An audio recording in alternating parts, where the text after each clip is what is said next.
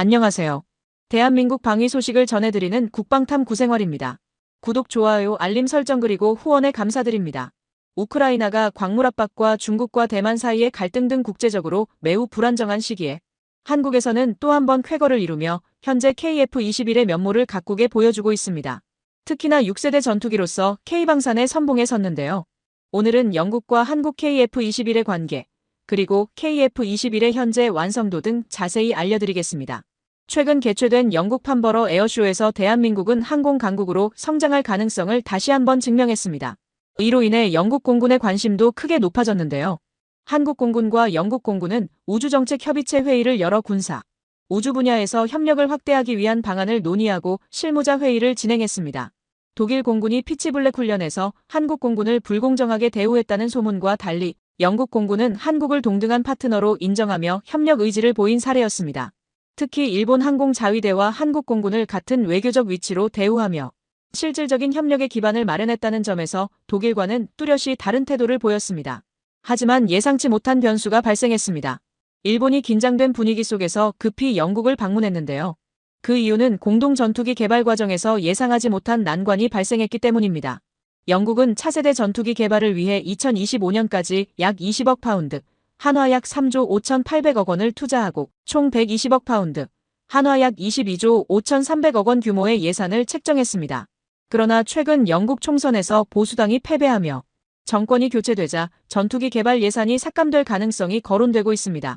영국 텔레그래프 등 현지 언론은 일본과 이탈리아가 영국과 협력해 추진 중인 차세대 전투기 개발 프로젝트가 어려움에 직면했다고 보도했습니다. 집권 노동당이 이를 러시아의 위협에 효과적으로 대응할 방안으로 보지 않을 가능성이 있으며 전 보수당 국방 관계자들 또한 프로젝트 축소를 우려하고 있다고 전했습니다.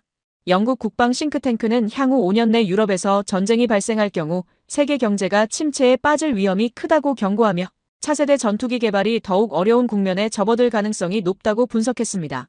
미국 내에서는 트럼프 대선 후보가 6세대 전투기 개발에 소요되는 비용을 문제 삼으며 이를 지속적으로 지원하는 것이 가능할지에 대해 회의적인 시각을 보이고 있습니다. 러시아가 10년 내 나토를 군사적으로 시험할 가능성이 존재하는 상황에서 6세대 전투기 개발 예산의 4분의 1을 투자하는 것이 현실적으로 어려울 것이라는 견해도 나오고 있습니다. 한편 일본은 6세대 전투기 개발을 공식 선언하며 큰 기대를 보였지만 계획이 지연되면서 기술력이 앞선 영국과의 공동 개발을 추진하게 되었습니다. 그러나 영국 정권 교체 이후 프로젝트 중단 가능성이 커지면서 일본은 독자적인 전투기 개발 시대가 이미 끝났다고 판단한 것으로 보입니다.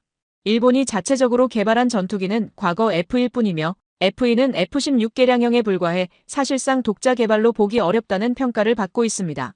이런 현실 속에서 일본은 영국, 이탈리아와 협력해 6세대 전투기 개발을 시도하고 있지만 정치적 재정적 한계로 인해 난관에 봉착한 상황입니다. 일본의 이러한 시도가 성공할 가능성은 낮으며 실패할 경우 미쓰비시 중공업의 소형 여객기 프로젝트처럼 좌초될 수도 있다는 우려가 나오고 있습니다. 일본 항공공학의 기반이 탄탄하지 않다는 점 또한 주요 문제로 지적되고 있습니다. 일본 내부에서는 영국이 프로젝트에서 이탈할 가능성에 대해 크게 우려하는 분위기가 감지되고 있습니다. 일본 네티즌들 사이에서는 한국산 전투기를 구매하는 것이 더 경제적이며 한국의 기술을 도입하면 일본의 기술 발전 속도가 최소 10년 이상 앞당겨질 것이라는 의견도 나오고 있습니다. 이로 인해 일본이 독자 개발을 고집하기보다는 한국산 전투기를 도입하는 것이 더욱 현실적인 선택이 될 수 있다는 주장이 확산되고 있습니다. 한편 인도의 유명 방산 유튜버는 인도 정부가 차세대 전투기 도입을 검토 중이며 후보로 F-35, 수호이 57, 그리고 한국의 KF-21이 포함되어 있다고 전했습니다. 인도는 이미 한국산 K9 자주포를 대량 도입해 중국을 견제한 바 있으며 자체 5세대 전투기 개발을 포기한 뒤 빠르게 성장하는 KF-21을 구매하는 방안을 고려하고 있다는 이야기가 나오고 있습니다. 판보로 에어쇼에서 KF-21의 최신 모델이 공개된 이후 유럽에서도 뛰어난 경제성을 갖춘 KF-21에 대한 관심이 급격히 증가한 것으로 알려졌습니다. 이번 에어쇼를 계기로 다수의 국가들이 전투기 구매 목록에 KF-21을 포함하기 시작한 것으로 보입니다. 영국과 일본의 차세대 전투기 개발이 중단될 가능성이 거론되면서 일본은 영국이 프로젝트에서 이탈할 경우 사우디아라비아를 다시 참여시키는 방안을 검토 중이라는 주장이 나오고 있습니다. 그러나 사우디아라비아는 이미 한국과 KF-21 전투기의 공동 개발을 위한 대규모 계획을 발표하며 일본의 프로젝트에는 큰 관심을 보이지 않는 분위기입니다. 사우디아라비아는 과거 지켓 프로젝트에 참여를 희망했을 당시 일본이 이를 반대한 적이 있었지만 이번에는 영국의 이탈 가능성으로 인해 일본의 차세대 전투기 계획 자체가 무산될 위기에 처해 있는 상황입니다. 사우디는 현재 한국항공우주산업과 함께 6세대 전투기 및 위성을 공동 개발하는 패키지 협상을 진행 중인 것으로 전해졌습니다. 카이의 고위 관계자는 사우디 측이 차세대 중형 위성 기술 이전, 현지 생산, 성능 개량을 위한 공동 연구를 공식 제안했다고 밝혔습니다. KF-21 6세대 전투기와 함께 중형 위성이 포함된 패키지 협상이 공식적으로 보도된 것은 이번이 처음이며 KF-21의 수출형 모델인 KF-21SA가 사우디아라비아 맞춤형 모델일 가능성이 더욱 커졌습니다. 한화에어로스페이스는 이번 판보로 에어쇼에서 한국산 첨단 항공기 모형을 최초로 공개하며 이 엔진이 KF-21 블록3에 적용될 것이라고 발표했습니다. KF-21 전투기는 블록3 단계를 거쳐 고성능 데이터 링크, 극초음속 미사일, 레이저 무기 기술을 탑재한 6세대 전투기로 발전할 계획입니다. 이번 에어쇼에서 공개된 항공기 엔진은 현재 KF-21에 탑재된 F414 엔진과 유사하지만 F414의 15,000파운드 출력을 넘어서는 18,000파운드 출력을 목표로 개발되고 있으며 향후 더욱 높은 출력 성능을 달성할 가능성이 크다는 평가를 받고 있습니다. 현재 진행 중인 2000켈빈급 소재 기술 개발 사업은 2025년 완료될 예정이며 이를 통해 한층 강력한 성능을 구현할 수 있을 것으로 기대됩니다. 사우디와 6세대 전투기 공동 연구 개발을 추진하면서 전투기 시스템을 연결하는 차세대 네트워크 및 6세대 이동통신 기술이 적용된 군용 위성도 함께 개발 중이며 향후 사우디에 약 200기의 위성을 공급할 계획이 발표되었습니다. 이처럼 6세대 전투기뿐만 아니라 위성 개발 및 공급 계획까지 구체화되면서 전투항공기 프로젝트는 더욱 강한 추진력을 얻게 되었습니다. 6세대 전투기 개발 비용은 약 22조 원에 달하며 이러한 막대한 비용은 다수의 국가들이 6세대 전투기 개발을 쉽게 추진하지 못하는 주요 요인 중 하나로 작용하고 있습니다. 한국은 막대한 비용이 투입되는 6세대 전투기 개발을 신속히 추진하기 위해 중동의 주요 석유, 부국인 아랍에미리트와 사우디아라비아의 수요를 사전에 분석했습니다. 그 결과 중동 국가들과 차세대 전투기 공동 개발을 제안하게 되었으며 다른 국가들의 프로젝트와 비교했을 때 KF-21 블록3 및 6세대 전투기가 개발 비용 대비 높은 효율성을 갖출 것으로 예상되고 있습니다. 또한 신속한 대량 생산 체계를 구축할 수 있다는 강점도 지니고 있습니다. 6세대 전투기 개발은 기술 혁신뿐만 아니라 안정적인 재정 지원이 필수적인데 한국은 이를 사우디아라비아의 투자 유치를 통해 해결하며 국제방산 협력에서 중요한 전략적 의미를 가지게 되었습니다. 심지어 미국조차도 6세대 전투기 개발 예산 확보에 어려움을 겪고 있는 상황에서 한국은 중동과의 협력을 통해 안정적인 재원을 마련하는 데 성공했습니다. 과거 인도네시아와의 협력에서 발생했던 재정 문제를 되풀이하지 않기 위해 한국은 자금력이 탄탄한 중동 국가들과 협력하며 신속한 자금 조달 전략을 수립했습니다. 이로 인해 6세대 전투기 개발을 가장 늦게 시작했음에도 불구하고 오히려 가장 빠르게 개발을 완료할 가능성을 확보하게 되었습니다. 이러한 흐름 속에서 영국은 한국과의 협력을 검토하며 실질적인 협력 가능성을 타진하는 움직임을 보이고 있습니다. 일본이 협력을 추진하던 사우디아라비아뿐만 아니라 영국 역시 한국의 전투항공기 기술력을 높이 평가하며 협력 의사를 밝히고 있습니다. 또한 카이가 26일부터 28일까지 부산 백스코에서 열린 2025 드론쇼 코리아에 참가해 AI 기반 유무인 복합 전투 체계를 선보였습니다. 지난해 10주년을 맞이한 이번 전시회는 15개국 306개사가 참여하며 역대 최대 규모로 개최되었습니다. 카이는 차세대 공중전투체계 NACS, 무인기 AI, 파일럿 시뮬레이터 등을 중심으로 세계존을 운영하며 미래 항공기술을 전면에 내세웠습니다. 카이는 AI 파일럿이 적용될 무인전투기 UCAV와 다목적 무인기 AAP를 전시하며 KF-21과 연계한 유무인 복합전투체계 개념을 소개했습니다. 또한 공군 훈련용 FA-50 시뮬레이터를 활용한 AI 파일럿 체험관을 운영해 관람객이 AI, 가상적기와 전투를 벌이며 유무인 복합체계를 직접 체험할 수 있도록 하였습니다. 카이는 넷째로 공동관을 운영하며 신재생 에너지를 활용한 탄소 배출 저감 활동과 전기수소연료 기반 미래 항공기 연구개발 계획도 함께 소개하였습니다. 카이 김지홍 미래융합기술원장은 AI와 소프트웨어를 기반으로 사업을 다변화하고 차세대 항공기술 개발의 속도를 높이겠다며 연구개발 강화를 강조했습니다. 또한 얼마 전 미국 CNN은 한국이 4.5세대 KF-21 보람의 전투기를 공개하며 세계적인 초음속 전투기 제조국으로 도약했다고 보도했습니다. KF-21은 높은 가동률과 뛰어난 가격 경쟁력 덕분에 미국산 F-35보다도 더욱 우수한 평가를 받고 있으며 수출 전망 또한 긍정적으로 평가되고 있습니다. 특히 KF-21 전투기의 높은 국산화율이 눈에 띄는데요. 현재 약 70%에 달하는 국산화율은 한국이 짧은 항공기 제조 역사에도 불구하고 달성한 인상적인 성과로 인정받고 있습니다. 이를 통해 한국은 독자적인 항공 강국으로 자리 잡았으며 초기에는 회의적인 시선이 있었으나 현재는 실전 배치를 앞두고 있습니다. KF-21 전투기 개발의 핵심 동력이 되었던 미국은 과거 한국에 강한 압력을 가했지만 이번 KF-21 개발을 계기로 그러한 시대가 마침내 막을 내리게 되었습니다. 한국은 독자적인 전투항공기 기술 특허를 확보하며 미국의 일방적인 요구에서 벗어나 자주적인 항공산업을 구축할 수 있게 되었습니다.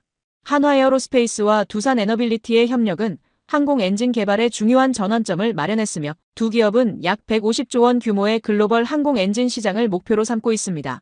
과거 한화에어로스페이스는 K9 자주포 수출 과정에서 독일의 제약을 받았으며 K9에 탑재된 MTU 엔진이 독일의 전략 자산으로 지정되어 있어 수출이 제한되는 상황을 겪었습니다.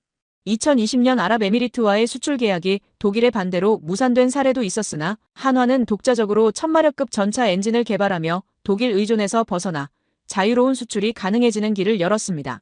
한화에어로스페이스는 전차 엔진 개발 성공에 이어 전투 항공기 동력기관 개발에도 도전하며 미국 제너럴 일렉트릭의 설계 도면을 기반으로 핵심 부품 제작을 시작했습니다. 가스터빈 기술의 선두주자인 두산에너빌리티와의 협력으로 한국의 항공 엔진 개발이 더욱 속도를 내고 있습니다. 업계 전문가들은 전투 항공기 엔진이 가스터빈 발전 기술과 상당히 유사하기 때문에 두산과 한화의 협력이 전투 항공기 엔진 개발에 있어 중요한 경쟁력을 제공할 것이라고 평가합니다. 한국 정부의 적극적인 지원 아래 한화의 대규모 생산 역량과 두산의 터빈 기술이 결합되면서 항공 엔진 개발 소요 기간이 크게 단축될 것으로 기대됩니다. 현재 KF-21 보람의 전투기에 탑재된 미국산 F414 터빈 엔진을 대체할 한국산 엔진 개발 계획이 공식적으로 발표되었으며 조만간 5세대 초음속 전투기용 제트 엔진의 실증 비행 시험이 시작될 예정입니다. KF-21 전투기는 한국산 동력 장치를 장착하며 본격적인 시험 비행을 준비하고 있습니다. 이달부터 시작되는 한국산 엔진 시험은 다음 달 무인 전투 항공기 플랫폼을 통해 더욱 활발히 진행될 전망입니다. 한국은 독자적인 제트 엔진 개발을 통해 더욱 강력한 항공 전력을 구축해 나가고 있습니다. KF-21 전투기에 탑재되는 것이 최우선 목표이며 최근 한국 공군은 공중 금유 시험을 성공적으로 마치며 다양한 작전 환경에서의 운용 능력을 입증했습니다. 이를 통해 한국 전투기의 작전 효율성이 대폭 향상되었으며 임무 수행 능력 또한 한층 강화되었습니다. 중국 역시 KF-21 전투기의 급속한 발전을 경계하고 있습니다. 중국 인민일보는 중국이 신속하게 대응하지 않을 경우 KF-21 전투기가 중국 안보에 중대한 위협이 될 가능성이 크다고 보도했습니다. KF-21 전투기의 작전 반경이 확장됨에 따라 한국 공군은 이제 중국 전역을 작전 범위에 포함할 수 있게 되었으며 이로 인해 한국 공군은 중국이 더 이상 가볍게 볼 수 없는 강력한 군사적 존재로 자리 잡고 있습니다. KF-21 전투기의 실전 배치가 임박하면서 중국은 한국 공군의 전력 증강을 심각하게 우려하는 상황입니다. 최근 미국이 새로운 방위산업 정책을 발표하면서 이는 한국의 첨단 무기 산업에도 일정 부분 영향을 미칠 가능성이 있습니다.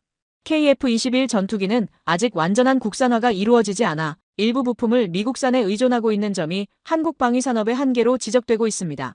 만약 미국이 방위산업 분야에서 추가적인 제재나 제한을 가할 경우 한국의 무기 수출 및 생산에 상당한 영향을 미칠 수 있다는 우려가 방산 전문가들 사이에서 제기되고 있습니다. 전문가들은 이러한 상황이 현실적인 위협이 될 수 있다고 경고하며 미국이 방위산업을 전략적으로 활용해 자국의 이익을 극대화하려는 의도가 보인다고 분석하고 있습니다. KF-21 전투기가 본격적으로 양산되기 전까지 한국은 F-15K와 KF-16 같은 미국산 전투기에 의존해왔으며 이 과정에서 막대한 비용을 부담해야 했습니다. 그러나 미국산 전투기의 가동률은 국산 FA-50의 절반에도 미치지 못하는 수준이었습니다. 미국산 전투기는 유지보수 비용이 과도하게 높았으며 미국의 승인 없이는 독자적인 업그레이드나 수리를 진행할 수 없는 구조적 제약이 존재했습니다.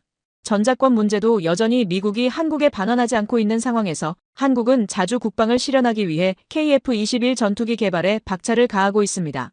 과거 미국산 전투기에 고장이 발생했을 때 핵심 부품을 자체적으로 수리할 수 없었으며 미국 측 기술진의 방문을 기다려야 하는 경우가 빈번히 발생했습니다. 또한 전투기 성능 개량 시 미국이 지나치게 높은 비용을 요구하는 사례도 많았습니다. 예를 들어 보잉은 F-15K 업그레이드 비용으로 공시 가격의 3.6배에 달하는 금액을 제시했으며 한국은 이를 받아들일 수밖에 없었습니다. 지난 20년간의 통계를 보면 미국산 전투기의 초기 도입 비용은 전체 운용 비용의 약 30%에 불과했으며 나머지 70%는 유지보수 비용으로 소모되었습니다. 미국은 수출용 전투기의 내부를 확인할 수 없도록 봉인지를 부착했으며 봉인이 훼손될 경우 수리를 거부하는 사례도 있었습니다. 이러한 조건 속에서 일부 전투기 결함으로 인해 한국 조종사들이 생명의 위협을 겪을 뻔한 상황이 발생했지만 미국은 문제의 원인을 명확히 공개하지 않아 한국이 불만을 가질 수밖에 없었습니다. KF-21 전투기의 개발은 한국이 자주 국방을 실현하는 중요한 전환점이 되고 있습니다. 세계 주요 전투기 제조국들이 신형 전투기를 개발하는데 최소 15년이 걸리는 상황에서 한국은 KF-21 전투기를 약 10년 만에 개발하며 양산을 준비하고 있습니다. KF-21 전투기는 스텔스 성능 강화를 위해 지속적인 연구 개발이 진행 중이며 레이더 기술 분야에서도 상당한 발전을 이루고 있습니다. 전투기의 하드웨어 성능이 아무리 뛰어나더라도 적을 먼저 탐지하지 못하면 공중전에서 우위를 점하기 어렵다는 점을 고려하여 고성능 레이더 개발을 필수적인 요소로 삼고 있습니다. 현재 한국은 A사 레이더 핵심 부품 개발을 가속화하며 이를 통해 공중전에서의 우위를 더욱 강화하고 있습니다. 반도체 전력 증폭기 개발 및 대량 생산에 성공하며 과거 미국 방산 기업 레이시온의 지원 없이도 차세대 질화 갈륨 소재 개발을 독자적으로 완성했습니다. 이 소재는 KF-21 전투기의 레이더 성능을 획기적으로 개선하는 데 기여하며 미국조차도 한국의 기술적 성과를 인정하지 않을 수 없다는 평가를 받고 있습니다. 질화 갈륨 소재는 기존 갈륨 비소 대비 약 10배 높은 출력 효율을 자랑하며 이를 통해 KF-21 전투기의 전자전 성능 역시 대폭 향상되었습니다. 특히 한국은 KF-21에 장착될 A사 레이더를 100% 국산화하는 데 성공했으며 그 성능이 세계 최고 수준에 도달했다는 분석이 나오고 있습니다. 국방과학연구소는 KF-21 전투기에 적용될 질화 갈륨 전력 증폭 소재의 양산 기술을 국내에서 확보했다고 발표했으며 한국전자통신연구원과 산업통상자원부의 지원을 받아 민간 기업들이 레이더용 질화 갈륨 반도체 부품을 생산할 수 있도록 돕는 사업도 진행 중입니다. 한국이 자체 개발한 6세대급 질화 갈륨 소재는 기존 갈륨 비소 대비 260% 높은 효율을 보이며 KF-21 전투기의 전자전 성능을 크게 향상시킬 것으로 기대됩니다. 이미 고출력 증폭기를 탑재한 1세대 질화 갈륨 소자는 기존 갈륨 비소 소자보다 10배 높은 출력과 우수한 신호 변환 효율을 입증했으며 새롭게 개발된 6세대급 소재는 이러한 성능 차이를 더욱 확대했습니다. 한국은 전투항공기의 핵심 기술 중 하나인 레이더 성능을 대폭 개선하며 전투기 생산에서 가장 큰 기술적 난제를 극복하는 데 성공했습니다. 현재 KF-21 전투기의 국산화율은 70%를 초과했으며 동력기관, 레이더, 전자전 장비 등 주요 핵심 기술을 독자적으로 확보한 상태입니다. KF-21 전투기의 본격적인 생산이 시작되면서 국내외에서 수요가 폭발적으로 증가하고 있습니다. 생산 라인을 확장하겠다는 발표와 함께 스마트 팩토리 시스템을 도입하여 KF-21 전투기의 생산 효율을 극대화하고 있으며 이 시스템은 PAS 시스템을 활용해 400대 이상의 전투기를 안정적으로 생산할 계획입니다. 현재 한국산 전투기에 대한 해외 수출 문의가 급증하고 있으며 추가적인 주문 가능성도 상당히 높은 상태입니다. 국내 방산 전문가들은 KF-21 전투기의 양산 단가를 약 950억 원 수준으로 추정하며 미국산 F-35 전투기와 비교했을 때 가동률이 80% 이상 유지되며 운영 및 유지 비용은 절반 이하로 절감될 것으로 전망하고 있습니다. 이러한 뛰어난 가성비는 KF-21 전투기의 주요 강점으로 작용하며 스마트 팩토리 시스템을 기반으로 한 신속한 생산과 안정적인 가동률이 보장되고 있습니다. KF-21 전투기가 세계 시장에서 주목받는 또 다른 이유는 한국이 이제 미국 방산업체와의 불공정한 협력 관계에서 벗어나게 되었다는 점입니다. 과거에는 미국산 전투기를 도입할 경우 다양한 제한이 따랐으나 KF-21 전투기의 개발을 통해 자주 국방이 실현 가능해졌습니다. 이로 인해 한국은 미국 방산 기업에 의존하지 않고도 독립적으로 전투기를 운영하며 높은 가동률을 유지할 수 있는 위치에 올라섰습니다. 한편 대한민국의 무기체계는 계속해서 발전하며 세계적인 수준으로 도약하고 있습니다. 최근 사천 에어쇼에서 국방과학연구소는 최초로 초음속 공대지 미사일의 실물 시험 모델을 공개했습니다.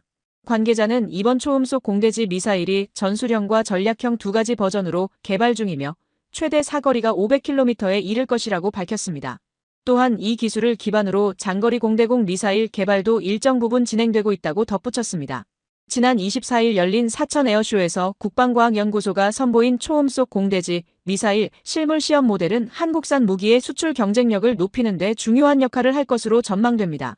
이는 A사 레이더와 중거리 공대공 무기 통합 지연 문제, 공대함 무장 부족으로 인한 우려 속에서 한국 무기 수출 경쟁력을 대폭 향상시킬 요소로 평가됩니다. 초음속 공대지 미사일은 항공기에 탑재되어 300km 떨어진 적 핵심 지상 목표를 정밀하게 타격할 수 있는 장거리 유도 무기입니다. 이 미사일은 LIGN-X1이 개발 중인 천룡과 독일 타우러스와 유사하게 주요 시설 타격을 목적으로 하지만 초음속 비행이 가능하다는 점에서 차별화됩니다. 초음속 공대지 미사일은 마하 2.5의 속도로 300km 거리의 목표물을 향해 발사되며 명중까지 약 5분밖에 걸리지 않아 요격이 어려운 치명적인 타격력을 갖추고 있습니다. 이 초음속 공대지 미사일은 한국형 다목적 경전투기 FA-50에 탑재할 수 있도록 경량화된 최적화 설계가 적용되었습니다. 초음속 비행을 가능하게 한 핵심 기술은 덕티드 램제트 엔진을 사용하여 비행 속도를 극대화한 점입니다. 이는 타우러스 같은 미사일과 달리 비행 중 탄도 중량을 줄여 기동성을 향상시키는 효과를 제공합니다. 제트 엔진과 로켓 엔진의 장점을 결합한 이 추진기관은 산화제를 사용하지 않고 대기 중 공기를 흡입하여 연소 후 램제트 엔진을 작동시키는 방식입니다. 산화제가 필요하지 않아 연소 시간이 길어지고 일반 제트 엔진보다 더 빠른 속도를 낼 수 있지만 구조는 더 단순합니다. 특히 이 기술은 미티어 미사일에도 적용된 방식으로 개발 난이도가 매우 높은 기술 중 하나로 평가됩니다. 미티어 미사일을 제작한 MBDA조차 해당 미사일을 개발하는데 15년이 걸렸습니다. 초음속 공대지 미사일에는 다목적 모듈 설계가 적용되어 생산 단가를 절감하고 개발 및 운용 효율성을 극대화했습니다. 모듈화 설계를 통해 지상 목표 타격과 적 함선 공격 같은 다양한 임무를 신속하게 수행할 수 있는 다목적 미사일로 개발되었습니다. 표적 탐색 및 추적을 담당하는 탐색기는 레이더와 전자광학 탐색 기능을 동시에 적용한 복합 탐색기를 장착해 악천 후 및 방해 전파 환경에서도 정확한 타격을 가능하게 했습니다. 이번 에어쇼에서 공개된 초음속 공대지 미사일은 아직 최종 버전이 아닙니다. 전시된 모델은 테스트용 모델로 항공기 통합과 비행 시험을 위한 소프트웨어 작업 및 개발 비용이 많이 들어가기 때문에 실제 무기 제작 전에 동일한 크기와 무게로 제작된 시험 모델입니다. 초음속 공대지 미사일은 2022년부터 국방과학연구소 주도로 연구개발이 진행되고 있으며 2025년부터 FA-50 경전투기를 활용해 총 3차례의 비행시험을 실시할 예정입니다. 한화에어로스페이스 등 국내 방산업체들이 시제품 제작에 참여했으며 비행시험은 FA-50 경전투기를 활용해 한국항공우주산업 카이가 체계 통합 작업을 담당할 계획입니다. FA-50을 도입한 국가나 도입을 고려 중인 국가들이 초음속 공대지 미사일에 큰 관심을 보일 것으로 예상됩니다. FA-50의 초음속 공대지 미사일이 통합되면 전투기의 전술적 가치가 크게 향상될 것입니다. 서방권 전투기 중 초음속 공대지 미사일을 장착할 수 있는 기종은 라팔이 있지만 이 미사일은 핵탄두 장착이 가능해 수출에 제한이 따릅니다. KF-21과 FA-50의 초음속 공대지 미사일이 통합된다는 것은 두 기종의 전투기 경쟁력을 더욱 강화하여 가치를 한층 높이는 요소가 될 것입니다. 조만간 폴란드 현지에서 관련 기사들이 다수 보도될 것으로 예상되며 FA-50의 중거리 공대공 미사일 통합 이슈도 초음속 공대지 미사일을 통해 일부 해소될 가능성이 큽니다. 이 초음속 공대지 미사일은 F-16이 보유하지 못한 무기체계를 장착해 운용할 수 있는 강점을 제공합니다. 총기, 전차, 전투기, 군사위성, 통신장비 등 다양한 군수품을 생산하며 K방산이라는 브랜드로 자리 잡고 있습니다. K-팝과 K-드라마처럼 대한민국을 대표하는 브랜드로 부상한 것입니다. 한국의 기술진은 스텔스 성능을 극대화하기 위해 지속적인 연구를 이어가고 있으며 전 세계적으로 스텔스 전투기 개발 경쟁이 치열한 상황 속에서 KF-21은 매우 경쟁력 있는 대안으로 부상하고 있습니다. 이제 곧 양산을 앞두고 있는 만큼 고생해주시는 연구진과 개발진을 위해 따뜻한 격려와 응원을 보내주시길 바랍니다. 이상 국방탐 구생활이었습니다. 구독과 추천 알림 설정하시면 매일 신속하고 정확한 방산 소식을 전해드리겠습니다. 구독자 여러분 오늘도 좋은 하루 보내세요.